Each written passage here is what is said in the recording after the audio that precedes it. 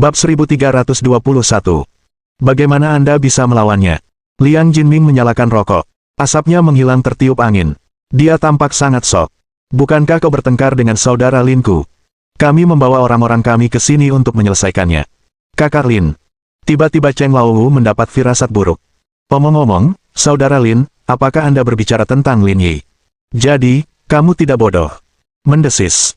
Bagaimana mungkin, kata Cheng Laowu. Dia cuma direktur pemerintah kecil-kecilan. Kok bisa kenal kalian? Kamu ini bego banget, atau pura-pura bego? Kamu pikir kakak Lin cuma direktur kantor pemerintah? Haha.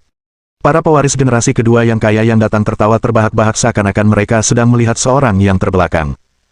Sejujurnya, aku baru saja mengetahui situasimu, kata Liang Jinming. Kau orang penting di Kabupaten Donshan, tapi sayangnya, kukatakan padamu, peran Lin Yi di Zonghai mirip denganmu. Dia punya koneksi di mana-mana, resmi, militer, baik terang-terangan maupun rahasia. Sekarang kau seharusnya mengerti bahwa kau telah bertemu orang yang salah, kan? Berdebar, Cheng Laowu terkulai ke tanah. Wajahnya pucat dan ia bahkan tak bisa bicara. Terlepas dari apakah orang ini berkata jujur atau tidak, setidaknya ada 500 orang di mobil belakang. Jika mereka bertarung, dia tidak akan menang. Lin, kemana Lin Yi pergi? Kenapa dia tidak datang sendiri? Cheng Laowu tergagap. Kamu nggak tahu sampah macam apa dirimu. Apa dia perlu berurusan dengan orang sepertimu sendiri? Kamu terlalu melebih-lebihkan dirimu sendiri. Saudaraku, mari kita bicarakan baik-baik, kata Cheng Laowu sambil menenangkan diri. 1-1 akui kekalahan. Jangan bertengkar. Aku kenal para pemimpin daerah ini. Bagaimana kalau kita lupakan saja masalah ini? Aku akan cari restoran untuk makan malam nanti. Ayo kita sering-sering bertemu. Saya di Zonghai, dan kamu di Kabupaten Dongshan. Seberapa sering kita bisa bertemu? Juga, kamu bilang kamu kenal seseorang dari daerah itu. Seharusnya orang itu bernama Dong Qiuseng, kan? Hah, kau tahu ini? Cheng Laowu terkejut. Kalian saling kenal. Cheng Laowu sangat gembira. Jika mereka saling mengenal, masalah ini akan lebih mudah ditangani. Tahu apaan? Kata Liang Jinming. Ini sudah lewat tengah hari, jadi dia mungkin sudah dibawa pergi. Jangan mengandalkannya. Apa katamu? Apakah dia sudah dibawa pergi? Apalagi yang bisa terjadi? Tanya Liang Jinming. Dengan metode saudara Lin, bahkan jika kalian semua menyerang bersama, kalian tidak akan sebanding dengannya. Alasan dia mengumpulkan kalian semua di sini adalah untuk menghabisi kalian semua sekaligus. Jika kalian bahkan tidak bisa melihat melalui trik-trik ini, bagaimana kalian bisa sampai ke titik ini? Tunggu, dia melakukannya dengan sengaja. Tentu saja. Liang Jinming mendekati Cheng Laowu sambil tersenyum dan berbisik di telinganya. Kakak Linku bahkan pernah membunuh seseorang sebelumnya. Bagaimana kau bisa melawannya? Pukul 12.30 siang, Lin Yi dan Li Sijin menemukan kedai mie yang lumayan bagus dan bersiap untuk makan siang. Kring kring kring. Saudara Lin, semuanya sudah beres, kata Liang Jinming. Saya membawa lebih dari 500 orang bersama saya dan mengencingi dia. Lebih dari 500 orang. Terlalu banyak keriuhan. Anda tidak dapat melakukan apapun tanpa sedikit pertunjukan. Baiklah, aku ada urusan di luar. Aku akan mentraktirmu makan saat kita kembali ke Zonghai. Lupakan soal makanannya. Lebih baik kau siapkan beberapa gadis baik untukku. Itu bahkan lebih mudah. Setelah bertukar beberapa kata dengan Liang Jinming, Lin Yi menutup telepon. Setelah makan siang, mereka berdua pergi ke desa untuk melakukan penelitian lapangan. Ketika mereka kembali ke daerah itu lagi, waktu sudah menunjukkan lewat pukul 5 sore. Setelah makan malam, Lin Yi kembali ke hotel. Ia memeriksa data yang telah dikumpulkannya dan memeriksanya cukup lama, tetapi tidak berhasil menemukan jawabannya. Keesokan paginya, Lin Yi dan Li Sijin tiba di kantor satu demi satu. Li Qingkai sudah tiba. Nak, kamu benar-benar beruntung datang di saat seperti ini. Li Qingkai tertawa saat melihat Lin Yi. Ada apa? Apa kamu menemukan penawaran belanja yang bagus? Kalian berdua pergi keluar kemarin dan tidak tahu apa yang terjadi di daerah ini, kata Li Qingkai. Kemarin, para petinggi datang dan menangkap Cheng Laowu dan gengnya. Klubnya juga disegel. Kalian tidak perlu takut sekarang. Lin Yi tersenyum. Jadi begitulah yang terjadi. Tidak hanya itu, kata Li Qingkai sambil bergosip. Beberapa pemimpin korup juga telah dicopot. Singkatnya, masalah ini telah membesar. Mereka mungkin menyinggung seseorang. Kalau begitu, para pejabat tidak akan menangani ini dengan tuntas. Itu hal yang baik. Rakyat akan diuntungkan pada akhirnya. Benar, Kabupaten Dongshan mungkin akan jauh lebih tenang di masa depan. Li Qingkai menyalakan sebatang rokok dan berkata, ngomong-ngomong, Kamu sudah berkeliaran di luar selama 2 hari terakhir. Apa kamu menemukan sesuatu? Saya menyimpulkan bahwa kemiskinan hanya bisa terjadi jika kondisinya seperti ini. Li Qingkai tertawa dan menatap Li Sijin. Bagaimana menurutmu? Pikiranku juga sama, Li Sijin mendesah. Tidak ada jalan keluar. Sekalipun kita tidak bisa melihat jalan keluar, kita harus membuat jalan, kata Li Qingkai. Jika aku serahkan masalah ini padamu, apa rencanamu? Ia berpikir sejenak dan berkata, saya rasa kita bisa meniru model operasi terpusat seperti yang mereka lakukan di Meiguo. Saya sudah menelitinya, dan wilayah timur laut telah membuat kemajuan pesat di bidang ini. Mereka memiliki tingkat mekanisasi yang tinggi dan ada contoh yang bisa kita pelajari. Rencana ini tidak akan berhasil, jawab Li Qingkai. Biar saya beri contoh. Kalau kita punya lahan seluas 1000 hektar yang membutuhkan 100 orang untuk mengolahnya, dengan operasi terpusat, mungkin hanya 10 orang yang dibutuhkan. Bagaimana dengan 90 orang lainnya? Haruskah mereka bermalas-malasan saja? Kalau kita punya banyak pengangguran, dampaknya akan tak terkira. Lagi pula, masih banyak gunung dan terasering di sekitar kita. Mustahil bagi kita untuk mengolah lahan yang luas. Teknik ini hanya berhasil di dataran terbuka yang luas, seperti di timur laut. Li Caijin memikirkannya dan mengangguk. Ia menyadari bahwa pikirannya agak dangkal.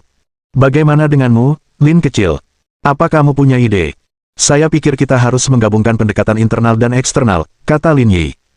Lanjutkan, apa maksudnya menggabungkan internal dan eksternal? Li Qingkai bertanya dengan penuh minat.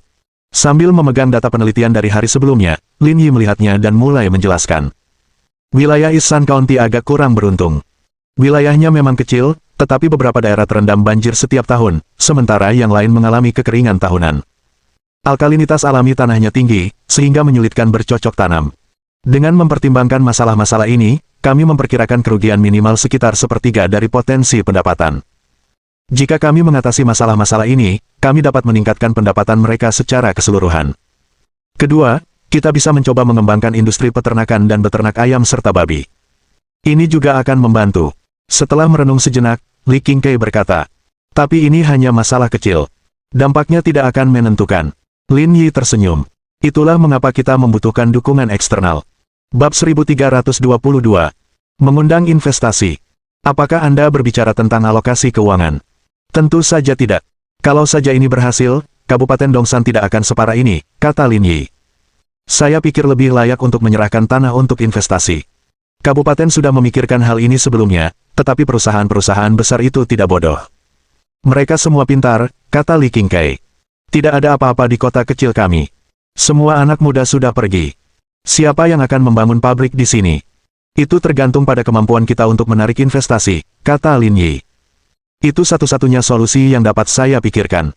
Itu ide bagus, tapi tidak sesederhana yang kau pikirkan, kata Li Qingkai dengan menyesal. Mereka sudah mencoba setiap tahun. Kabupaten ini hampir saja menggratiskan tanah, tetapi tetap saja tidak efektif. Biar aku coba ini. Mata Li Qingkai berbinar seolah dia memikirkan sesuatu. Lin Yi datang ke sini untuk bekerja dan mengendarai mobil seharga 1 juta yuan. Latar belakang keluarganya seharusnya cukup baik.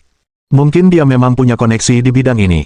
Jika dia berusaha sekuat tenaga untuk membantu, itu mungkin benar-benar berhasil. Bagaimana kalau begini? Aku akan memperkenalkan orang-orang dari asosiasi pedagang kepadamu. Kalian bisa membahas masalah ini dan mencoba menyelesaikannya. Tentu, kata Lin Yi. Ikut aku. Aku akan mengantarmu ke sana. Mereka berdua bangkit dan meninggalkan kantor. Mereka pergi ke kantor sponsor bisnis di lantai 4. Begitu dia membuka pintu, dia bisa mencium aroma teh yang kuat. Ada 2 orang di kantor. Salah satunya adalah pria parubaya berusia 40-an. Ia berpakaian mirip dengan Li Qingkai. Ia mengenakan kacamata baca dan sedang membaca koran. Di seberang mejanya duduk seorang wanita muda berusia awal 30-an, kira-kira seusia dengan Liang Ruoxu. Rambutnya panjang bergelombang dan ia mengenakan celana jin biru serta sepatu datar. Ia berpakaian ala barat dan sama sekali berbeda dari orang-orang di daerah itu. Ia lebih terlihat seperti orang kota besar. Saat itu, ia sedang menyeduh teh di mejanya. Ada banyak camilan dan buah-buahan di depan komputernya. Dia sama sekali tidak terlihat seperti sedang bekerja. Dia lebih terlihat seperti sedang jalan-jalan. Kantor-kantor kabupaten beroperasi seperti ini, ketika mereka sibuk, mereka sangat sibuk, dan ketika mereka tidak sibuk, mereka punya banyak waktu luang. Direktur Li ada di sini. Melihat Li Qingkai masuk, pria parubaya itu meletakkan koran dan berdiri untuk menyambutnya. Direktur Li. Wanita muda itu menyapanya dan tanpa sadar melirik Lin Yi. Dia sudah lama mendengar tentang Lin Yi. Ia tahu bahwa seorang pemuda tampan telah bergabung dengan kantor penanggulangan kemiskinan. Ia belum melihatnya selama beberapa hari terakhir, tetapi ia tidak menyangka pemuda itu akan berinisiatif datang ke kantornya. Direktur Wang, izinkan saya memperkenalkan Anda, kata Li Qingkai sambil tersenyum. Ini wakil direktur baru kantor kami, Lin Yi. Lin kecil, ini Wang Lijun, direktur asosiasi pedagang. Ini wakil direktur Guolu. Lin Yi mengulurkan tangannya untuk memberi salam. Kau membawa orang ini ke sini untuk sesuatu, kan? Tanya Wang Lijun sambil tersenyum. Apakah Anda membutuhkan lebih banyak orang untuk permainan poker Anda? Jangan bicara omong kosong. Sekarang jam kerja, kata Li Qingkai sambil tersenyum. Kami baru saja mengadakan rapat untuk membahas kemungkinan menarik investasi. Saya sudah menugaskan tugas ini kepada Little Lin, tetapi dia bukan ahli dalam menarik investasi. Saya ingin tahu apakah kita bisa meminta Little Guo bekerja sama dalam hal ini. Jika kita berhasil mencapai hasil yang baik, kedua departemen kita akan diuntungkan. Mendengar mereka datang ke sini untuk urusan bisnis, ekspresi wajah Guo Lu berubah. Keluarganya berasal dari Yuhang dan cukup mapan. Ia datang ke sini untuk memperkaya diri. Setelah bekerja selama 1,5 tahun, ia akan dipindahkan kembali ke kota Yuhang. Oleh karena itu, dia hanya ingin bermalas-malasan di sini dan tidak bekerja. Secara naluriah, Guo Lu menatap Lin Yi dan mengeluh dalam hatinya. Dia cukup tampan, tetapi mengapa dia tidak bisa melihat situasi dengan jelas? Apakah dia benar-benar berpikir bahwa dia bisa memenangkan posisi penting dan mendapat promosi hanya karena dia bekerja keras? Satu departemen berfokus pada pengentasan kemiskinan, dan yang lainnya pada daya tarik investasi. Jelas bahwa mereka tidak akan mampu mencapai hasil apapun di tempat seperti Kabupaten Dongsan. Itu bagus. Wang Lijun berkata, kebetulan mereka berdua masih muda. Aku akan membiarkan Guo kecil mengikutinya untuk melatihnya. Guo Lu tampak gelisah. Saudara Wang, Anda tahu situasi di daerah ini. Setiap tahun kami gagal merekrut investor. Meskipun demikian, kita tetap harus memenuhi kewajiban kita untuk berusaha, kata Wang Lijun. Lagi pula, kamu sudah di sini lebih dari setengah tahun. Tidak baik bagimu untuk duduk di kantor setiap hari. Lebih baik kalau kamu bisa sedikit berlari-lari. Petik 2. Mengerti, Saudara Wang. Mengetahui bahwa dia tidak dapat menolak, Guo Lu langsung setuju. Jika Anda tidak tahu cara mendengarkan atasan Anda tidak akan bisa maju dalam karir Anda. Baiklah, kalian berdua saja. Kalau ada apa-apa, kalian bisa bicarakan. Guo Lu berkemas dan mereka berdua berjalan keluar kantor satu demi satu. Guo Lu, yang memasang ekspresi serius di wajahnya, menjadi dingin setelah meninggalkan kantor. Ia tidak mengatakan sepatah kata pun kepada Lin Yi. Apakah kamu yang mengendarai mobil ini? Guo Lu menunjuk ke arah Hong Guang yang sedang bersiap di pintu. Ada apa lagi? Kamu mau naik taksi? Lupakan saja. Ayo kita kendarai mobilku. Ekspresi Guo Lu tampak meremehkan. Ia mengeluarkan kunci mobilnya. Ternyata itu Mercedes-Benz C-Class. Sekarang Lin Yi yakin bahwa dia tidak datang ke sini untuk bekerja. Entah keluarganya tidak kekurangan uang, atau dia di sini untuk mendapatkan pengalaman kerja. Pendek kata, dia tampaknya bukan tipe orang yang menanggapi hal ini dengan serius. Kita mungkin harus lewat jalan tanah nanti. Apa kamu tidak sakit hati kalau sasisnya tergores? Guo Lu berhenti. Lupakan saja. Setelah masuk ke dalam Lin Yi Wiling Hong Guang dengan jijik, Guo Lu berkata, Anda dari kantor penanggulangan kemiskinan. Kenapa Anda malah mencari investor? Bukankah mendatangkan investor bisnis merupakan salah satu cara penting untuk mengentaskan kemiskinan? Kalau tidak, dari mana pajak dan lapangan kerja akan berasal? Aku tahu kamu berusaha membuat mereka terkesan, tapi kamu harus memahami situasi di Kabupaten Dongsan. Mereka mencoba merekrut bisnis setiap tahun, tapi tidak berhasil. Kenapa kamu masih mau mencoba? Apalagi yang harus kita lakukan? Apa kamu nonton drama, minum teh, dan ngemil di kantor setiap hari? Kenapa tidak? Tidak ada yang bisa dilakukan. Guo Lu menarik sabuk pengamannya. Kalau kejadian seperti ini lagi, kamu bisa pergi sendiri. Jangan menyeretku. Kalau kamu tidak mau pergi, kamu bisa keluar dari mobil, aku tidak memintamu pergi. Kenapa kamu begitu kasar, kata Guo Lu. Saudara Wang mengirimku keluar, bagaimana aku bisa kembali? Kalau begitu, sebaiknya kamu berhenti bicara. Dengan itu, Lin Yi menyalakan mobil dan melaju menuju tujuannya. Setengah jam kemudian, Lin Yi berhenti di persimpangan jalan raya. Awalnya ia mengira ini adalah ruang kosong, tetapi tak jauh dari situ, ia melihat dua bangunan 3 lantai yang berdiri sendiri. Apa ceritanya dengan gedung ini, mengapa pembangunannya berhenti setelah fondasinya dibangun? Bab 1323. Saran ditolak. Penipuan, kurasa. Sudah sekitar 7 atau 8 tahun, kurasa, kata Guolu. Saya dengar dari saudara Wang bahwa saat itu, daerah itu belum sepenuhnya menyerah untuk menarik investasi. Mereka terus berupaya setiap tahun, dan kebijakannya cukup menguntungkan. Kebetulan, sebuah pabrik makanan ingin membuka cabang di sini.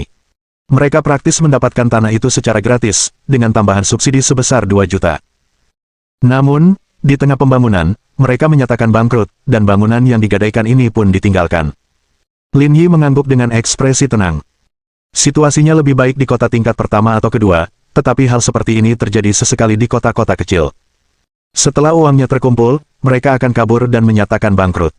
Para pejabat bahkan tidak akan bisa menemukan para pemangku kepentingan lagi. Hanya orang yang terlibat yang tahu siapa yang akan menuai keuntungan. Namun, ini juga membuktikan suatu prinsip. Tempat di mana ketiga kota berpotongan ini memang memiliki sedikit nilai komersial. Akan tetapi, Kabupaten Dongsan sendiri pasti tidak akan mampu mendorong rencana ini. Mereka harus mengandalkan dukungan eksternal yang kuat. Kenapa kamu bertanya seperti ini? Tanya Guolu acuh tak acuh. Saya rasa tempat ini lumayan. Ada harapan untuk sukses di sini. Setelah itu, Lin Yi melaju pergi. Meskipun letak geografisnya tidak buruk, ia tetap harus memperhatikan kondisi lainnya. Seperti kata pepatah, jika Anda ingin kaya, Anda harus membangun jalan terlebih dahulu. Jika dua kota lainnya terlalu jauh, keuntungan dalam hal lokasi akan sangat berkurang. Ini tidak akan menarik bagi investor. Apa yang akan kamu lakukan sekarang? Kamu tidak akan kembali, tanya Guolu. Bukankah kita baru saja keluar? Kenapa kamu sudah ingin kembali? Bisakah kau menangani ini? Kata Guolu dengan nada tidak senang. Apakah kamu mengerti tempat macam apa ini? Bukankah ini Kabupaten Dongsan? Kau tahu ini Kabupaten Dongsan, tapi kau masih saja melakukan ini. Guolu memutar matanya dengan marah dan berkata, miskin atau tidaknya Anda tidak ada hubungannya dengan upaya pemerintah daerah. Ini terkait kebijakan. Anda masih muda dan ingin mengekspresikan diri, tetapi jangan terlalu sederhana. Jika memungkinkan untuk merekrut investor, orang lain pasti sudah melakukannya sejak lama, dan Anda tidak perlu berusaha terlalu keras sekarang.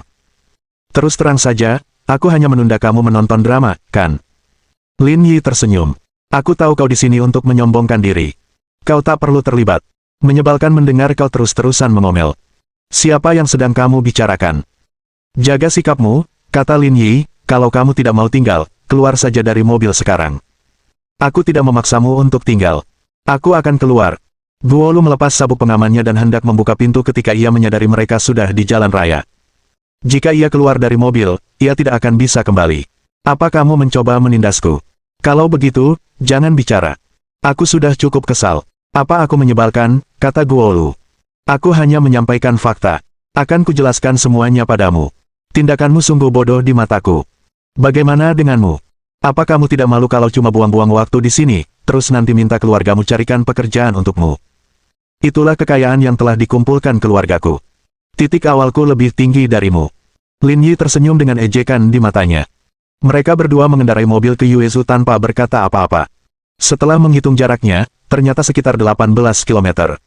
Kemudian, ia kembali ke lokasi sebelumnya dan berkendara menuju kota Jinsui.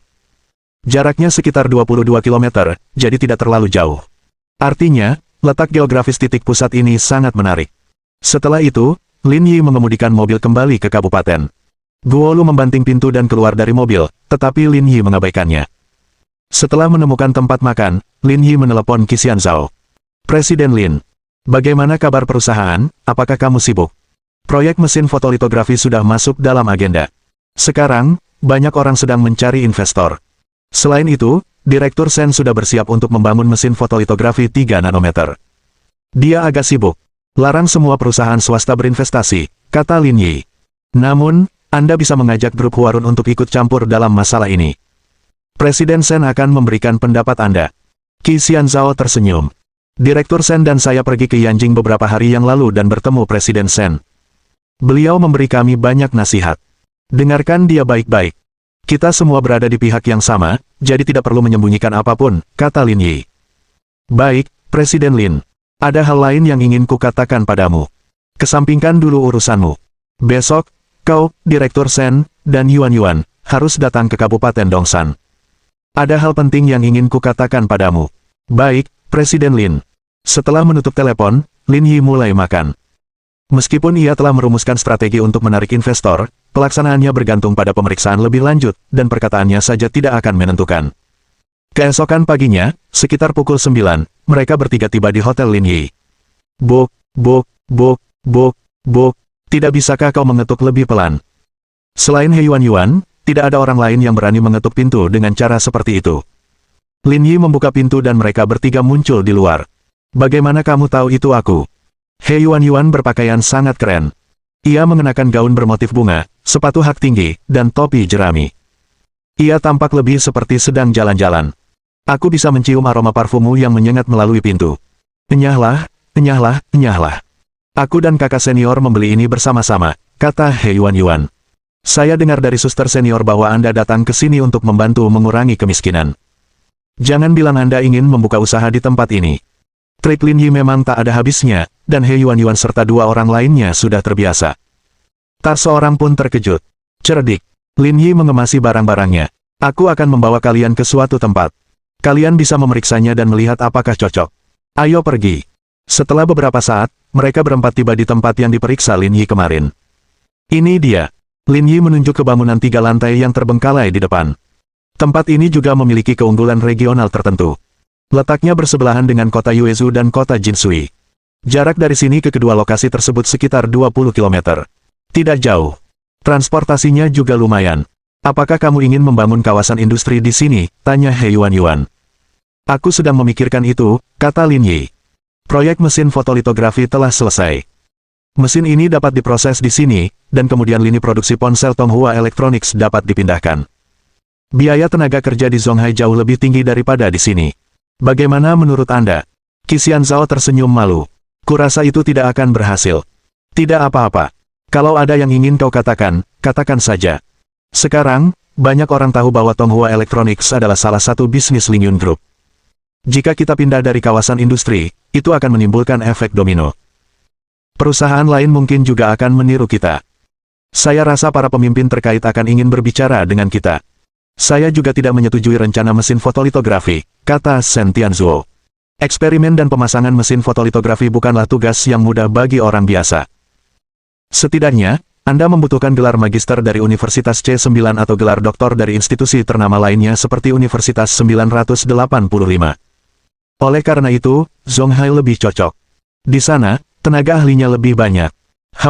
Lin Yi mendecakkan bibirnya. Ini tidak akan mudah.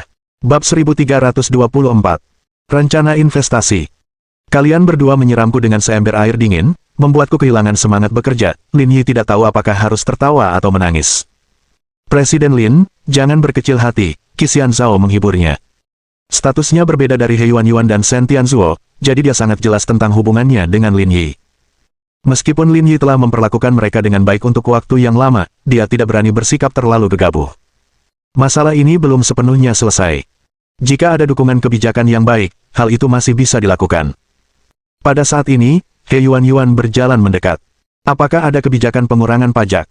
Tidak, tidak ada. Kalau ada, aku tidak akan diberi tugas ini. Dari sudut pandang kepentingan, ini cukup menantang, jelas He Yuan. Pasar domestik bukan lagi pilihan utama. Pabrik-pabrik manufaktur besar seperti kami biasanya memindahkan pabrik mereka ke Tera Tenggara. Jika kami memilih lokasi domestik tanpa dukungan kebijakan, wilayah pedalaman akan menjadi pilihan terbaik. Lin Yi mengerti maksud He Yuan. Pembangunan ekonomi tidak dapat dilakukan tanpa dukungan kebijakan. Sebagai seorang pengusaha, semua faktor ini perlu dipertimbangkan. Sebenarnya, situasinya tidak sepesimis yang kita kira, kata Qixian Zhao. Transportasi di sini nyaman. Letaknya di persimpangan 3 kota, dan tidak jauh dari provinsian. Meskipun bukan pilihan terbaik, bukan juga yang terburuk. Sekalipun kita membangun pabrik di sini, kita tidak akan rugi. Paling-paling, kita akan untung lebih sedikit. Kalau kita bisa mendapatkan kebijakan yang menguntungkan di masa depan, keadaannya akan lebih baik lagi. Kemampuan Qixian Zhao tidak hanya terbatas pada pekerjaannya. Kecerdasan emosional yang tinggi juga merupakan bagian penting dari keahliannya. Tidak baik untuk selalu menyiramkan air dingin kepada orang lain ketika mereka datang ke sini untuk membantu orang miskin. Shen Tianzuo juga menyadari hal ini. Saat ini kami sudah mulai meneliti mesin litografi 3 nanometer, dan mesin litografi 5 nanometer siap untuk produksi massal. Jadi, manufaktur chip adalah sesuatu yang harus kami amankan. Namun, kami dapat membangun industri pendukung kelas bawah yang relevan di sini, jelas Shen Tianzuo. Ada juga bisnis ponsel Tonghua Electronics. Kita bisa mendirikan pabrik tambahan di sini. Seperti yang dikatakan Presiden kita tadi, dengan skala dan ukuran Lingyun Group saat ini, selama sisi penelitian ilmiahnya bisa mengimbangi, kita hampir selalu akan untung. Hanya saja, keuntungan kita akan lebih sedikit. Jika kita bisa mendapatkan beberapa kebijakan yang menguntungkan di masa depan, itu akan seperti menambahkan sayap pada harimau. Karena Direktur Sen dan Saudara Qi sudah mengatakan ini, aku tidak akan melemahkan semangat kalian, kata He Yuan. Dalam 1 hingga 2 tahun ke depan, Lingyun Group akan fokus pada bisnis mesin fotolitografi, manufaktur chip, dan telepon seluler. Industri pendukung untuk mesin litografi sudah mapan dan tidak mungkin dipindahkan secara realistis. Namun, dalam hal manufaktur chip, masih ada peluang yang bisa dimanfaatkan, dan penting bagi kami untuk mengintensifkan upaya membangun pijakan dan memanfaatkan keunggulan sebagai pelopor, tegas Shen Tianzuo. He Yuan mengubah posturnya dan melanjutkan. Karena industri semikonduktor sudah dimonopoli, kita tidak perlu terlalu khawatir tentang sektor chip. Mari kita ubah tempat ini menjadi kawasan industri semikonduktor Huaxia dan raih sesuatu yang besar. Qi Xianzhao sedikit konservatif, tetapi He Yuan memiliki sisi radikal. Hal ini tercermin dengan jelas pada poin ini. Memonopoli industri semikonduktor saja sudah cukup berat bagiku. Apa kau benar-benar ingin aku memonopoli industri chip juga? Apa yang kamu takutkan? Tanya He Yuan dengan acuh tak acuh. Entah kau mengerahkan seluruh tenaga atau menahan diri, semuanya sama saja. Dengan kualifikasi kakak seniorku, selama kau tidak mengalami kecelakaan sebelum usia 40, dia tidak akan kesulitan mencari peluang baru untukmu hidup. Aku benar-benar ingin menusukmu. Qi Xianzhao dan Shen Tianzuo tertawa. Mereka sudah terbiasa dengan pertengkaran mereka berdua. Presiden Lin, saya rasa rencana ini juga layak, kata Qi Xianzhao. Mari kita jalankan rencana ini untuk saat ini, dan di masa mendatang, jika kita bisa mendapatkan beberapa kebijakan pendukung, kita akan bekerja sama. Lin Yi mengangguk. Begitulah yang sedang terjadi sekarang. Cepat buat rencana. Kita akan membahasnya dalam rapat dan melihat pendapat para eksekutif lainnya. Kalau begitu, cukup sekian untuk saat ini. Kalian juga boleh kembali. Selesaikan masalah ini dengan cepat. Baik, Presiden Lin. Ngomong-ngomong, ada sesuatu yang ingin kukatakan padamu, kata He Yuan. Yayasan ini sedang bersiap untuk mendukung Kabupaten Dongsan untuk kedua kalinya. Mereka berencana memberikan bantuan sebesar 800 hingga 1 miliar yuan. Itu bukan masalah, kata Lin Yi, biarkan saja mereka melakukan pekerjaan mereka. Jangan mengubah apapun hanya karena aku di sini. Oke, aku akan kembali dan memberitahunya. Dengan itu, mereka berempat berpisah dan Lin Yi kembali ke daerah itu. Namun, dalam perjalanan pulang, dia menerima telepon dari penanggung jawab yayasan, Zhao Ling. Bapak Lin, kami sudah menyiapkan rencana dukungan putaran kedua untuk Kabupaten Dongsan. Rencana ini mencakup barang-barang senilai sekitar 800.000 yuan dan bantuan publik sebesar 200.000 yuan. Anda selalu bertanggung jawab atas aspek ini. Ikuti saja prosedur perusahaan. Apakah kami perlu berkoordinasi dengan Anda mengenai kedatangan orang-orang kami ke sana besok? Apakah ada kebutuhan untuk koordinasi? Tanya Lin Yi. Perlengkapan ini untuk desa dan kota bawahan. Ini tidak ada hubungannya dengan kabupaten, kan? Tapi bagaimanapun juga, kita ini bisnis. Kalau kita mengeluarkan uang, kita juga harus membangun reputasi yang baik. Lin Yi tersenyum. Aku mengerti maksudmu, tapi aku tidak mau ikut denganmu. Kalian bisa langsung datang ke kabupaten. Kalau ada yang ingin dibicarakan lagi, kita bicara lagi nanti. Bagaimana dengan identitasmu? Jangan mencolok. Ini bukan tempat untuk pamer. Zhao Ling tersenyum. Presiden Lin selalu begitu lugas. Setelah berbicara tentang paket bantuan kedua, Lin Yi menutup telepon. Dia pergi makan dulu, baru pergi ke kantor. Di kantor, selain Li Qingkai dan Li Sijin, ada juga seorang pemuda yang hadir. Dia tampak berusia akhir 20-an. Dia berkacamata dan memiliki potongan rambut cepak. Dia berpakaian pantas dan memancarkan kesan berkelas. Dia berdiri di depan Li Qingkai dan berbicara dengan mereka. Lin kecil, izinkan aku memperkenalkanmu, kata Li Qingkai sambil meletakkan cangkir tehnya. Ini adalah Direktur Kantor Pembangunan Kabupaten, Zhou Feng. Lin Yi mengangguk sebagai salam. Lin Yi masih memiliki kesan tentang orang ini. Dia sepertinya kerabat dari orang kepercayaannya. Namun, saat Zhou Feng melihat Lin Yi, dia tidak melakukan apapun dan bahkan sedikit waspada. Lin kecil, aku melihat Guo kecil kembali kemarin. Suasana hatinya sedang tidak baik. Apa kalian berdua bertengkar kemarin? Dia cuma pemalas, aku nggak mau repot-repot sama dia. Li Qingkai menepuk bahu Lin Yi dengan sungguh-sungguh. Baiklah, tenang saja. Lagi pula, dia perempuan. Setelah mengatakan itu, Li Qingkai tersenyum. Tapi aku cukup penasaran. Kondisimu juga lumayan. Kenapa kau di sini? Lin Yi terkekeh. Saya melayani rakyat. Cara yang bagus untuk melayani rakyat. Li Qingkai tertawa terbahak-bahak. Kamu berlarian seharian kemarin dan sepanjang pagi ini. Bagaimana perasaanmu? Ada petunjuk? Tentu saja. Kita perlu merekrut beberapa bisnis. Kalau tidak, kita bisa lupa bagaimana caranya keluar dari kemiskinan. Bab 1325. Bertingkah luar biasa. Li Qingkai dan Li Sijin memandang Lin Yi dengan mata menyala-nyala. Apakah kamu yakin ada kemungkinan? Jangan terburu-buru, lakukanlah selangkah demi selangkah. Nak, kau sungguh hebat. Meskipun Kabupaten Dongsan sedang dalam situasi yang sangat buruk, kau masih bisa menemukan jalan keluar. Ini sungguh hebat.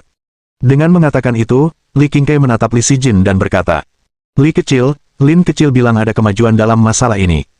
Nanti kalau sudah waktunya, kalian berdua yang akan bertanggung jawab atas masalah ini dan berusaha keras untuk mencapai hasil. Saudara Li, tidak perlu ribut-ribut seperti itu, kan, kata Zhou Feng. Kamu tahu situasi di Kabupaten Dongsan. Bisakah kita merekrut bisnis? Tidak sepenuhnya tanpa harapan.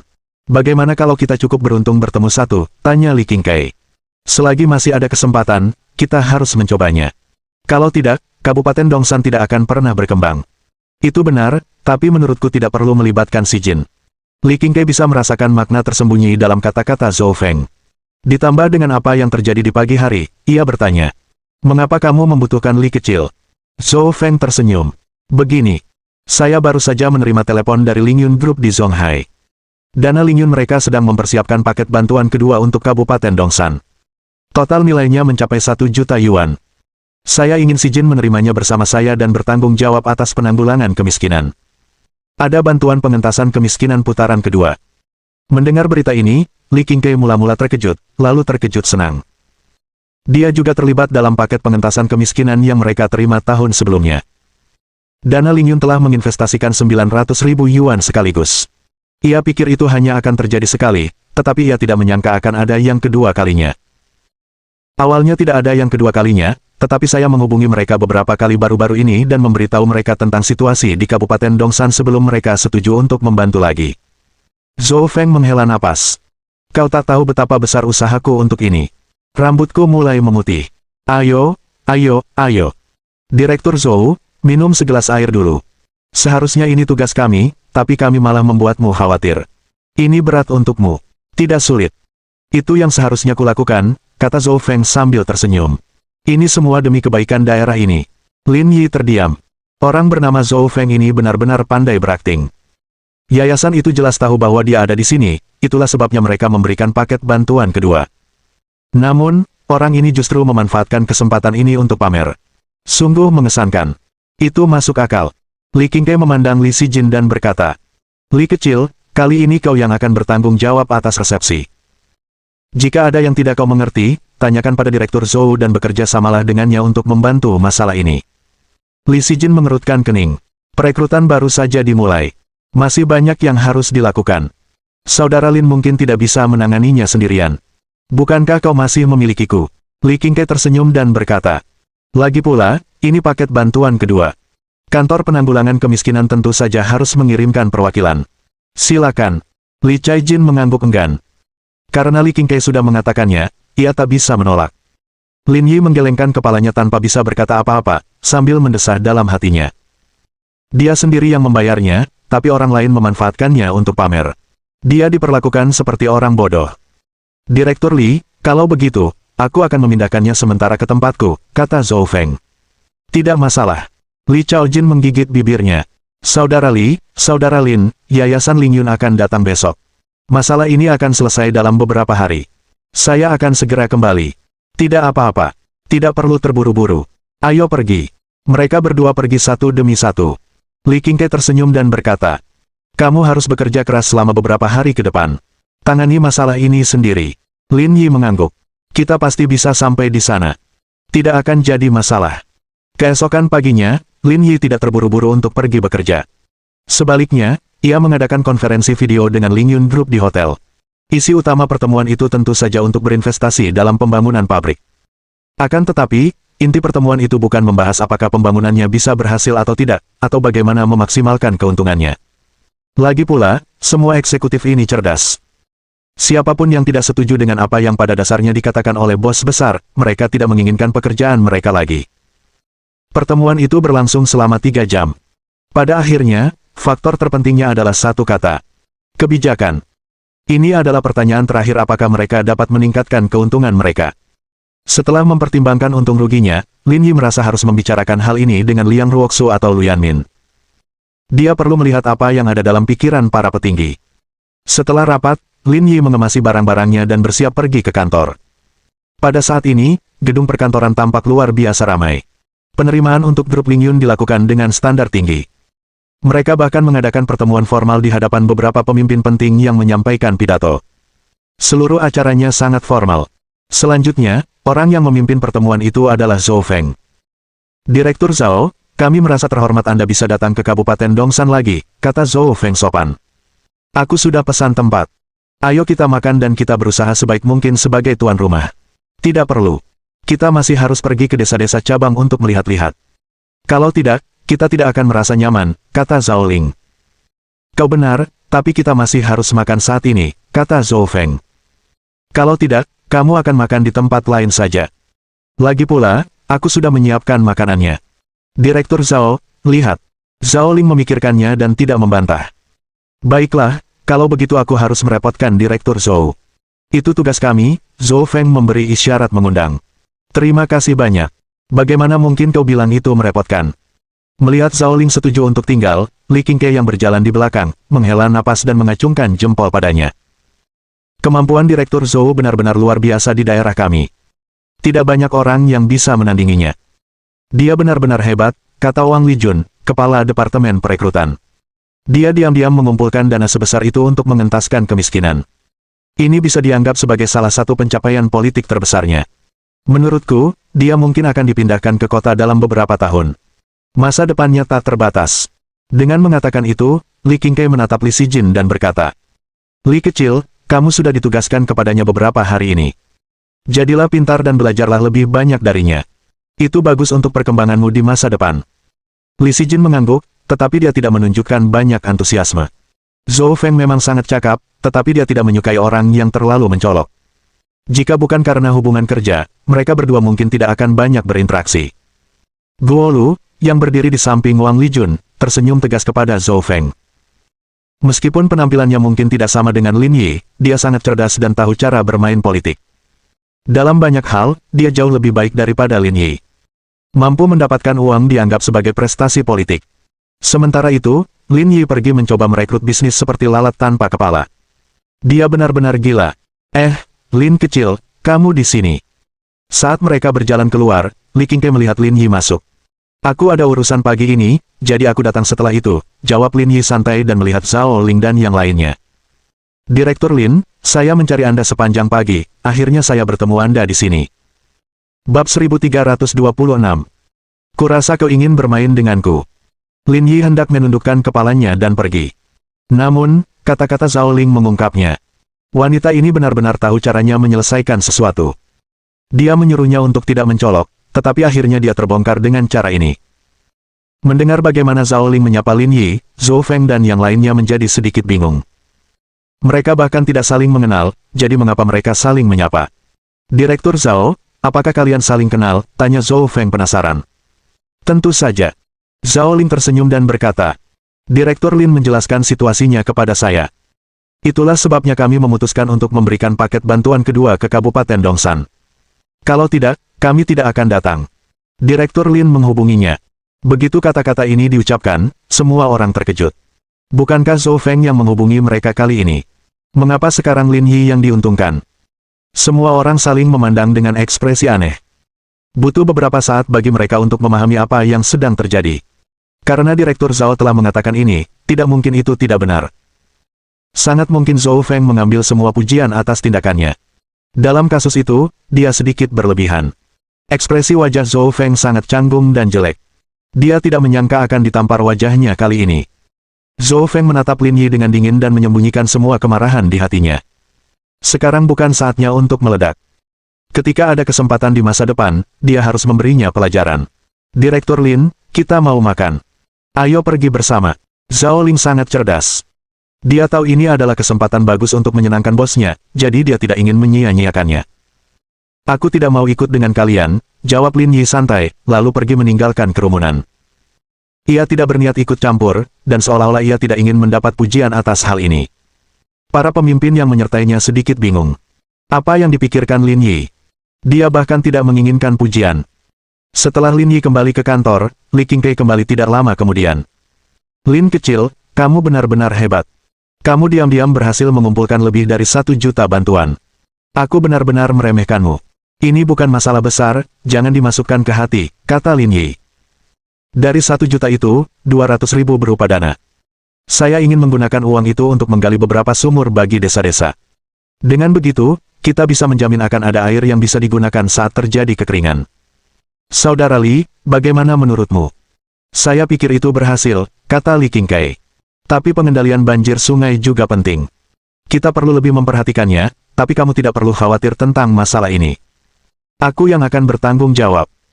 Saya pikir kita akan melihat hasilnya segera setelah kita menyelesaikan ini, kata Lin Yi.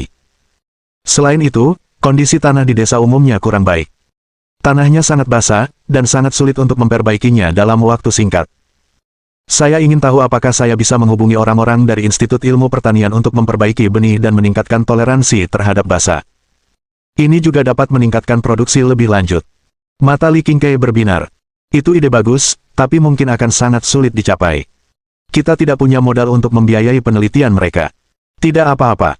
Aku akan memikirkan sesuatu. Dia melihat Lin Yi kembali menerima pekerjaan ini dalam pelukannya. Pada titik ini, Li Qingkai menyadari bahwa Lin Yi mungkin tidak datang ke sini hanya untuk menghabiskan waktu. Ia benar-benar ingin melakukan sesuatu dan mencapai hasil. Jika tidak, ia tidak perlu melelahkan dirinya sendiri. Aku serahkan padamu. Serahkan saja urusan beratnya padaku, kata Li Qingkai. Oh benar, Saudara Li, masih ada satu hal lagi, kata Lin Yi. Bisakah Anda mengorganisir kamar dagang dalam waktu dekat? Mari kita mulai sekarang agar tidak ada penundaan. Hah, Li Qingkai tertegun sejenak. Bukankah kita baru saja mulai merekrut pebisnis? Kenapa kita membentuk kamar dagang secepat ini? Kita akan mulai dengan merilis berita, membangun antisipasi, dan memantau pasar sebelum melangkah lebih jauh, saran Lin Yi. Li Qingkai tidak tahu apa hubungan Lin Yi, tetapi dilihat dari postur tubuhnya, dia tidak terlihat sedang bercanda. Tentu, kamu bisa membicarakannya dengan Direktur Wang. Mari kita selesaikan detailnya dan rencanakan pendekatan kita, Lin Yi setuju. Lin Yi mengangguk. Jika ada harapan untuk perekrutan, bisakah pemerintah daerah memberi kita kebijakan yang bermanfaat? Satu-satunya yang bisa kami tawarkan adalah polis asuransi tanah, dan bank bisa memberikan pinjaman. Kami mungkin tidak punya banyak lagi yang bisa ditawarkan. Ada sesuatu yang lebih baik daripada tidak sama sekali. Setelah mendiskusikan perekrutan dengan Li Qingkai, Lin Yi menelepon Ji Qingyan dan memintanya untuk membeli 2 bidang tanah di Kabupaten Dongshan untuk pengembangan di masa mendatang. Setelah mengakhiri panggilan dengan Ji Qingyan, Lin Yi menelepon Liang Ruoxu. Si cantik Liang, apakah kamu sibuk? Lin Yi berkata sambil tersenyum setelah panggilan video tersambung. Tidak ada hal baik yang terjadi saat kamu tersenyum. Katakan padaku, kenapa kamu mencariku? Semua orang bilang ada surga di atas dan Yuhang di bawah. Pemandangan di sini sangat indah. Aku ingin mengajak si cantik Liang bermain di sini. Kamu mau aku yang pergi ke Yuhang untuk bermain atau kamu mau bermain denganku? Lin Yi berhenti sejenak. Aku sedang memikirkan kedua hal itu. Jadi, aku akan menggabungkannya. Teruslah bermimpi, kata Liang Ruoxu. Katakan padaku, kenapa kau mencariku? Aku ada rapat nanti. Bukankah aku sudah bilang tadi? Aku ingin mengundangmu untuk datang dan bermain. Mari kita lihat apakah kita bisa mengajak Lu Yanmin keluar. Kita juga bisa membicarakan beberapa hal serius. Aku tahu kau tidak akan begitu baik. Liang Ruoxu memutar matanya. Lalu, ia mengambil kalender di atas meja dan melihatnya. Aku bebas besok. Kalau kau bisa membuatku bahagia, aku akan membantumu mengajak Lu Yanmin keluar. Ini penghinaan terhadap kemampuanku. Aku tidak hanya akan membuatmu bahagia, tapi juga membuatmu orgasme. Persetan denganmu. Liang Ruoxu tersipu. Telepon aku besok. Oke. Setelah menelepon Liang Ruoxu, Lin Yi meregangkan badan dan melihat tanggal di ponselnya. Ia menyadari bahwa besok adalah akhir pekan, jadi ia tidak berencana untuk tinggal di sini lagi. Ia berencana untuk kembali ke Yuhang dulu dan makan bersama Sun Jian. Tidak ada gunanya tinggal sendirian di sini. Lin Yi melemparkan Wuling Hongguang ke samping dan mengemudikan Lexus itu kembali ke kota Yuhang. Dia pergi ke perusahaan teknologi hutan hujan tempat Sun Jian bekerja. Saya di gedung perusahaanmu, turunlah. Bos, sekarang baru jam 4. Ada pekerjaan mendesak yang harus saya selesaikan. Sepertinya saya baru akan selesai dalam 1 jam, kata Sun Jian. Kemarilah dan tunggu aku sebentar. Aku sedang terburu-buru. Aku tidak bisa menundanya. Ini perusahaanmu. Orang luar sepertiku tidak seharusnya naik. Apa yang kau katakan? Kau benar-benar seperti dewa. Mereka tidak sabar menunggumu datang dan mengajakmu berkeliling, kata Sun Jian. Lagi pula, ada makanan dan minuman di lantai atas. Lebih baik daripada kamu menunggu di mobil. Ayo naik. Setelah menutup telepon, Lin Yi keluar dari mobil dan berjalan ke atas. Pada akhirnya, ini adalah pekerjaannya, dan pekerjaan selalu diutamakan, jadi tidak banyak yang perlu dikeluhkan. Setibanya di perusahaan Sun Jian, Lin Yi mengamati area tersebut sejenak. Area tersebut tidak besar, hanya sekitar 200 meter persegi. Namun, ada puluhan orang berkumpul. Mereka ribut, seolah-olah sedang mendiskusikan sesuatu. Mereka bahkan tidak menyadari Lin Yi datang. Lin Yi melihat sekeliling, menemukan Sun Jian, dan berjalan lurus ke arahnya. Apa yang sedang kau fokuskan? Aku bahkan tidak melihatmu saat aku datang. Lin Yi menepuk bahu Sun Jian. Waktu kamu SMA, kamu bahkan gak sefokus ini sama film. Bab 1327. Masalah dengan program. Kami merancang program perkantoran, tetapi ada bug di antar muka pembayaran. Butuh waktu seharian penuh untuk memperbaikinya. Kami bahkan meminta bantuan ahli dari perusahaan lain untuk datang dan menanganinya, kata Sun Jian. Saya menunggu mereka selesai, lalu saya akan membereskan sisanya. Lin Yi berbalik dan melihat orang-orang yang menangani bug masih berdebat. Mereka sepertinya belum menemukan solusi yang masuk akal. Dari kelihatannya, sepertinya masalah ini tidak akan terselesaikan secepat ini. Saya baru saja bertanya dan bilang masalahnya akan selesai dalam setengah jam. Sisa waktu setengah jam sudah cukup bagi saya untuk menyelesaikan semuanya, kata Sun Jian. Kalau belum selesai dalam setengah jam, aku nggak akan nunggu mereka. Kita makan saja. Jangan pedulikan aku, kata Lin Yi, pekerjaan lebih penting. Jika mereka tidak bisa menyelesaikannya, aku tidak bisa terus menunggu mereka. Mari kita lihat bagaimana kelanjutannya. Sun Jian mengangguk. Bos, baru beberapa hari sejak terakhir kali kita bertemu. Kenapa aku merasa berat badanmu turun? Saya keluar setiap hari, aneh kalau saya tidak menurunkan berat badan. Kalau begitu aku akan mencarikan tempat untukmu makan enak. Kami bukan orang luar, tidak masalah di mana kami makan, Lin Yi tersenyum. Yo, Presiden Lin. Mendengar seseorang berbicara, Lin Yi berbalik dan menyadari bahwa itu adalah dua rekan lainnya. Li Qingyuan dan Liu Guangming.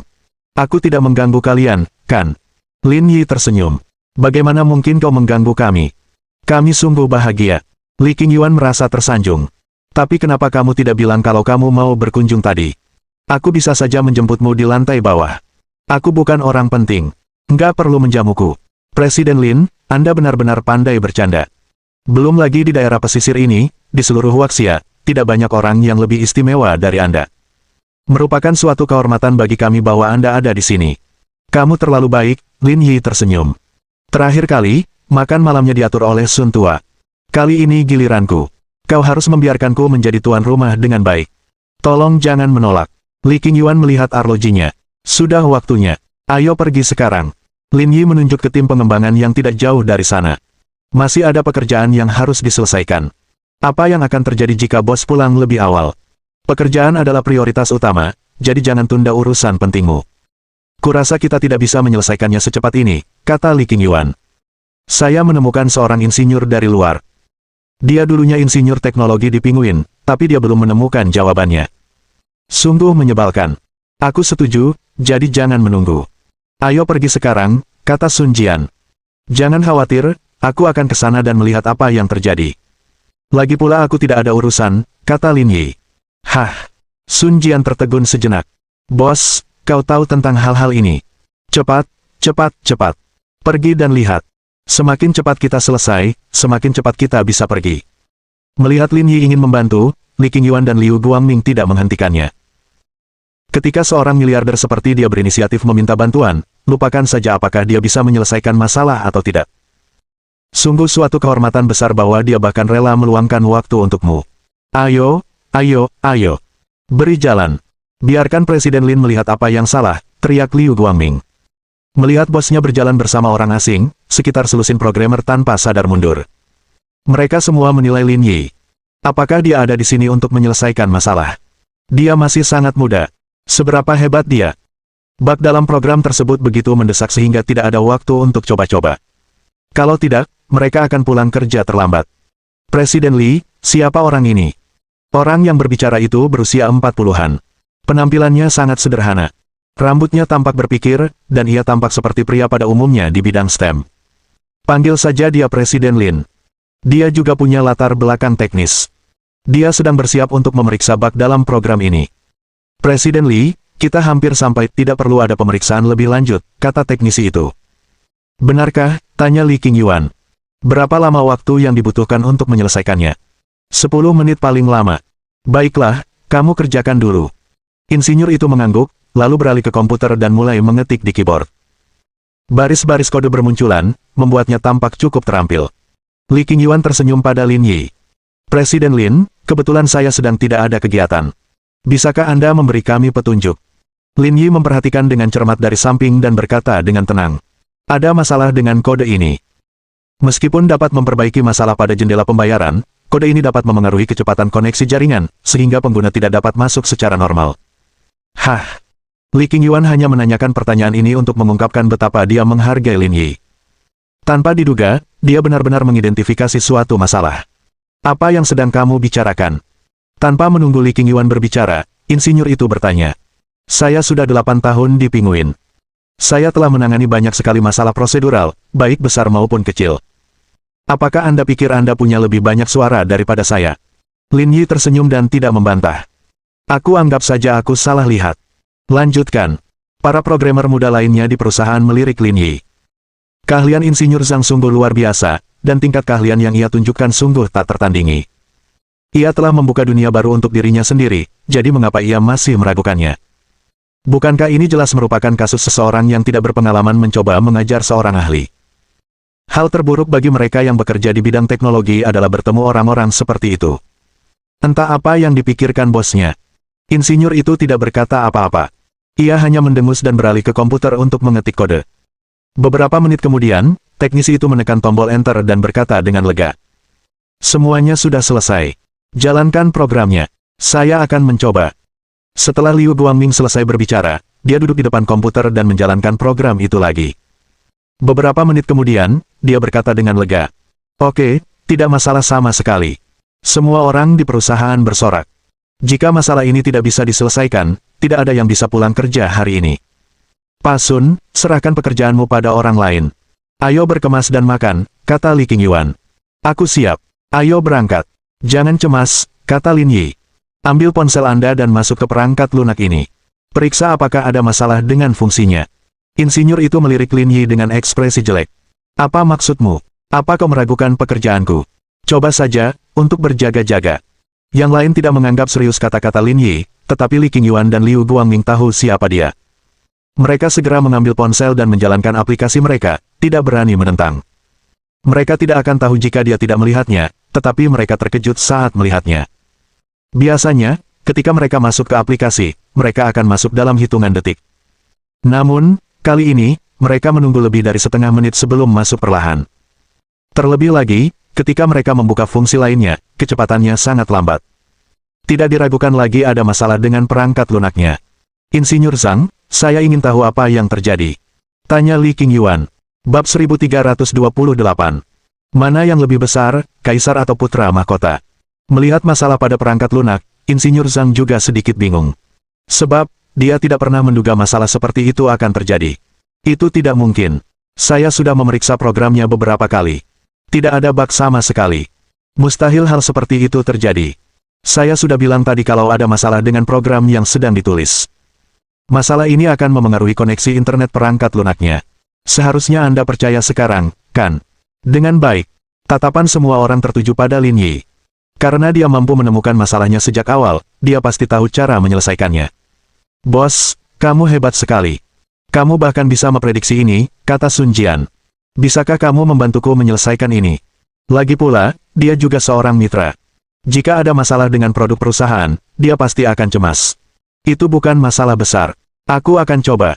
Melihat Lin Yi berjalan mendekat, Insinyur Zhang mundur 2 langkah. Lin Yi menyalakan editor program dan mengetik di keyboard dengan satu tangan. Rasanya seperti bermain piano, dan kecepatannya begitu memukau. Sebelum seorang pun dapat melihat apa yang sedang ditulisnya, dia telah selesai mengetik sebaris kode. Li Qingyuan, Liu Guangning, dan yang lainnya tercengang. Rahang mereka begitu lebar hingga Anda bisa memasukkan apel ke dalam mulut mereka. Seorang bos besar yang kekayaannya mencapai ratusan miliar benar-benar memiliki keterampilan teknologi seperti itu. Sungguh tidak dapat dipercaya. 10 menit kemudian, Lin Yi menekan tombol Enter. Sudah selesai. Ayo kita minta seseorang untuk menjalankannya lagi. Liu tua, cepat pergi, desak Li Qingyuan. Liu Guangming maju dan menjalankan program itu lagi. Tidak masalah. Ayo coba perangkat lunaknya lagi. Kali ini, semua orang mengeluarkan ponsel mereka dan membuka aplikasi mereka. Mereka segera menyadari bahwa tidak hanya masalah jendela pembayaran telah teratasi, tetapi masalah koneksi perangkat lunak juga telah hilang. Perangkat beroperasi normal tanpa hambatan. Terlebih lagi, kecepatannya tampak jauh lebih cepat daripada sebelumnya. Sialan, bos, kau hebat sekali. Aku mau sujud menyembahmu. Tidak sulit. Jangan kaget begitu. Lin Yi tersenyum. Kemasi barang-barangmu dan bersiaplah untuk makan. Aku lapar. Baiklah, ayo pergi sekarang. Li Qingyuan cukup murah hati dan memilih restoran makanan laut kelas atas di mana satu porsi makanannya menghabiskan biaya sedikitnya 18.000 yuan, bahkan mungkin lebih. Kring kring kring. Saat mereka sedang makan, ponsel Lin Yi berdering. Ternyata itu panggilan dari Xiao Bing. Ketua tim, saya di Zonghai, apakah Anda punya waktu untuk menerima saya? Hah? Kenapa kamu di Zonghai? Keluargaku ada urusan di sini, jadi ibuku yang mengirimku ke sana. Xiao Bing menyeringai. Saya bisa meluangkan waktu untuk janji temu singkat. Saya tidak terburu-buru untuk pulang hari ini. Saya bisa menginap di Zonghai. Sayang sekali, aku di Yuhang, bukan Zonghai. Hah, kamu di Yuhang? Saya sudah di sini selama beberapa hari dan belum pergi. Kenapa kamu tidak meneleponku lebih awal? Tanya Xiao Bing. Kalau kamu nggak di Zonghai, aku nggak akan pergi, tunggu aku pulang sekarang. Baiklah, aku akan meneleponmu nanti. Xiao Bing terkekeh. Aku akan mengajakmu ke klub malam terbaik di Yuhang malam ini. Jauh lebih menarik daripada yang di Zonghai. Lin Yi tersenyum. Baiklah, ayo kita lakukan. Lagi pula aku tidak ada kegiatan malam ini. Setelah menutup telepon, Sun Jian bertanya dengan cara yang mencolok. Bos, siapa yang meneleponmu? Kedengarannya seperti perempuan. Dia memang perempuan. Dia mengajakku main nanti. Kalau kamu nggak ada kerjaan, kita bisa pergi bareng. Lagi pula aku nggak ada kerjaan. Presiden Lin, gadis-gadis yang bisa menarik perhatianmu pastilah berkualitas tinggi, kan? Tanya Li Qingyuan. Ya, dia tidak buruk, kata Lin Yi sambil tersenyum. Haha, kalau begitu kami pasti akan mengikuti dan memperluas wawasan kami. Meskipun ini pertama kalinya mereka minum bersama, suasananya sangat harmonis. Mereka terus bersulang dan minum dengan gembira. Di Zonghai, sebuah Bentley hitam melaju menuju Yuhang. Bing Bing, apakah ada teman penting di sini? Orang yang berbicara adalah pengemudi, tetapi usianya tidak paruh baya seperti pengemudi lainnya. Ia tampak sangat muda. Usianya sekitar 30 tahun, dan rambutnya ditata dengan sangat rapi. Pakaiannya juga sangat modis. Ia lebih seperti teman bagi Xiao Bing, yang duduk di kursi penumpang. Nama pria itu adalah Guo Zi. Seperti Xiao Bing, ia berasal dari Yuhang dan berasal dari keluarga baik-baik. Akan tetapi, masih terdapat kesenjangan yang besar di antara mereka jika dibandingkan dengan keluarga papan atas seperti Xiao Bing. Dia telah mengikuti Xiao Bing sejak lama, berharap dapat memenangkan hati seorang wanita cantik. Dengan cara ini, statusnya di kota Yuhang akan naik ke tingkat yang lebih tinggi. Namun, dia tidak tahu bahwa meskipun di luar dia tampak seperti gadis kaya, dia sebenarnya adalah anggota Brigade Garda Pusat. Ada jurang yang tak terjembatani di antara keduanya. Mustahil bagi kisah mereka untuk saling tumpang tindih. Bagi Xiao Bing, Guo Zi hanyalah seorang pengemudi bebas yang tidak bisa diusir. Saya ingin bertemu teman baik saya di Zonghai, tapi ternyata dia malah berakhir di Yuhang. Benar-benar kacau. Guo Zi tampak sedikit enggan, tapi dia masih tersenyum dan berkata, siapapun yang dapat menarik perhatian Anda pastilah luar biasa. Dia lebih dari luar biasa. Xiao Bing tertawa. Kemampuan dan standarnya jelas tidak biasa. Mungkinkah orang ini lebih kuat dari Qin Han? Qin Han. Senang rasanya berteman dengan orang-orang seperti ini, kata Guo Zi. Koneksi yang kuat seperti itu mungkin akan berguna di suatu saat nanti. Xiao Bing mengangguk setuju dengan Guo Zi. Keluarga Xiao dan keluarga Wei saat ini sedang bersaing untuk misi kereta cepat Zonghai. Akan lebih baik lagi jika Bos Lin bisa membantu. Cepat dan kembalilah. Aku akan menelepon SOS dan meminta mereka untuk memesan kamar pribadi. Guozi menginjak pedal gas dan mobil melesat hingga lebih dari 150 km per jam. Apakah orang itu punya preferensi? Apakah kita perlu menyiapkan sesuatu? Suka. Dia suka perempuan berpayudara besar. Xiaobing tertawa dan membusungkan dadanya. Sesuatu sepertiku. Sepertinya orang kaya juga tidak kebal.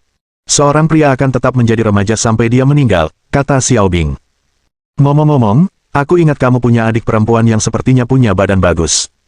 Kamu mau mengundangnya ke pesta? Mungkin bisa.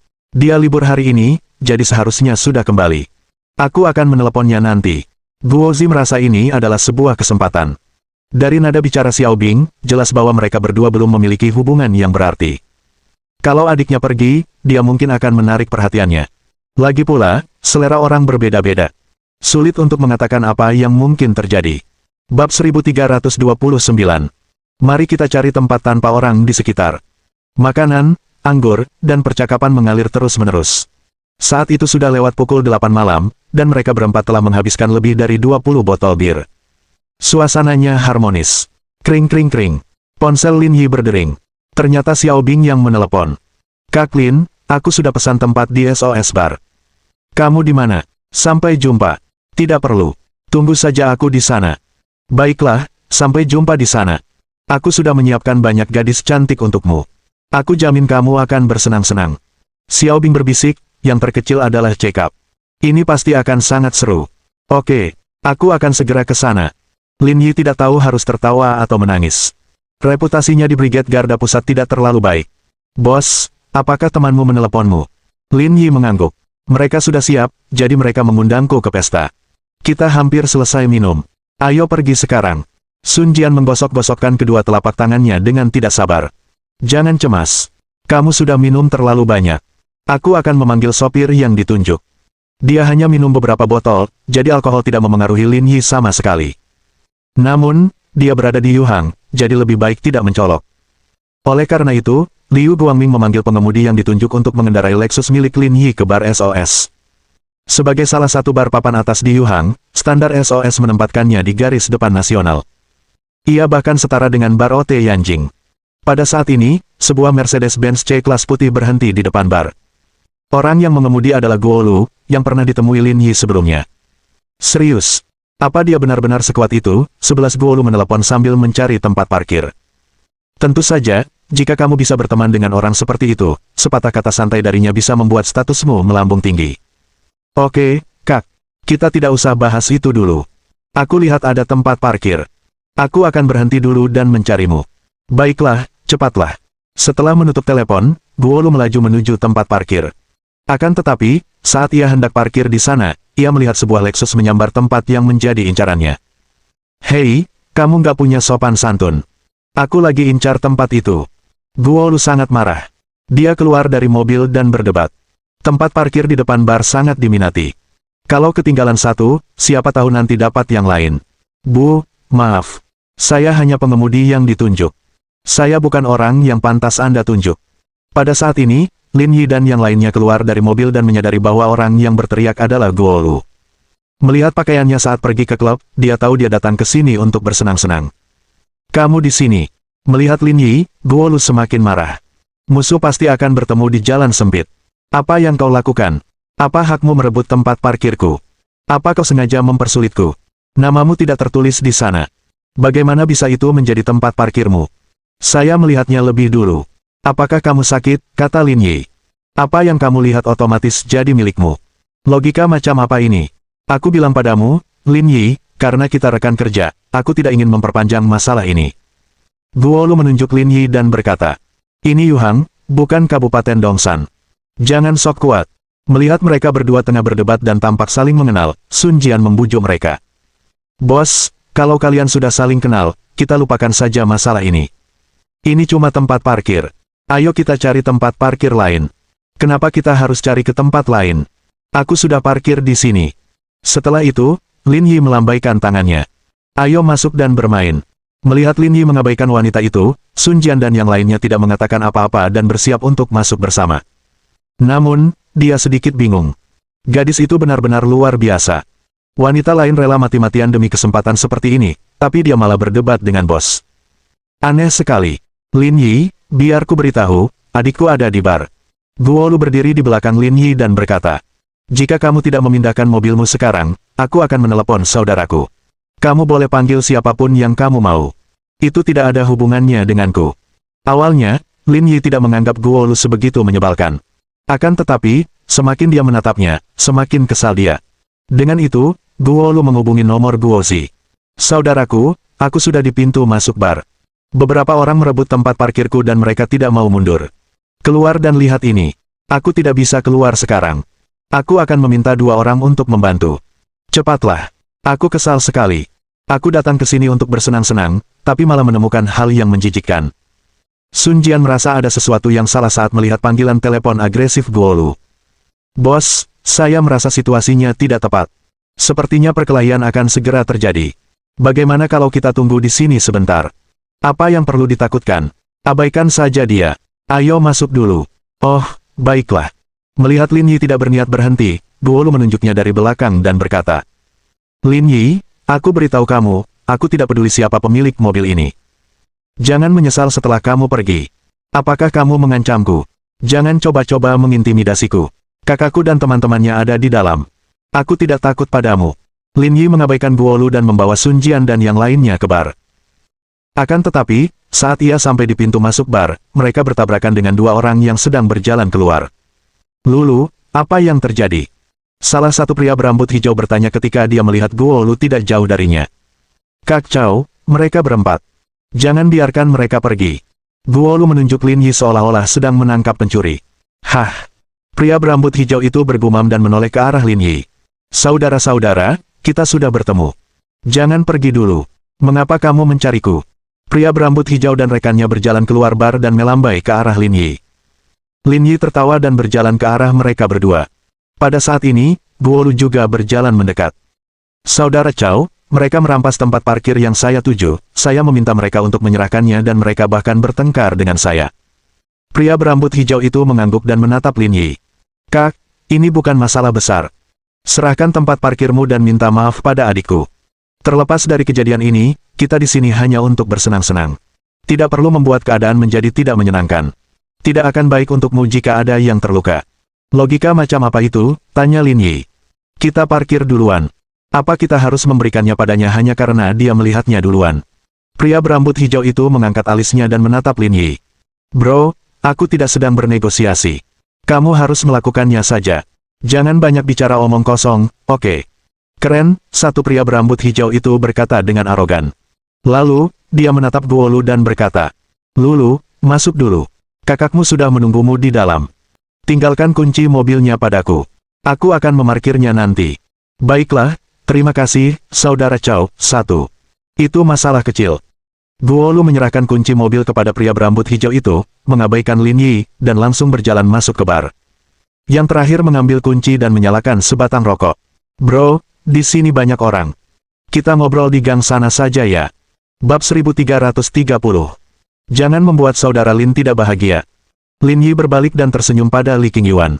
Apakah kalian dari Yuhang masih harus memilih tempat untuk bertarung? Li Qingyuan sedikit malu. Kita hanyalah pewaris generasi kedua yang kaya. Koneksi kami tidak begitu kuat, jadi kami tidak berani bersikap terlalu kurang ajar. Petik 2. Kalian berdua ngomongin apa? Kalau nggak berani lawan, pindahin aja mobilnya. Jangan berlama-lama di sini. Nggak enak didengar. Mendera.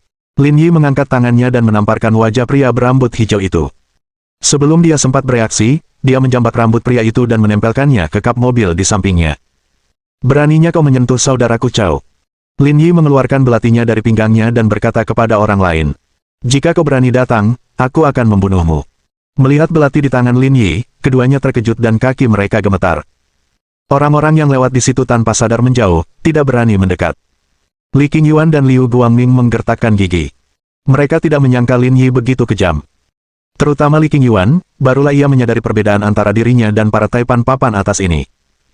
Pada levelnya, bahkan jika dia telah melakukan pembunuhan, dia bisa menemukan cara untuk meredakan keadaan.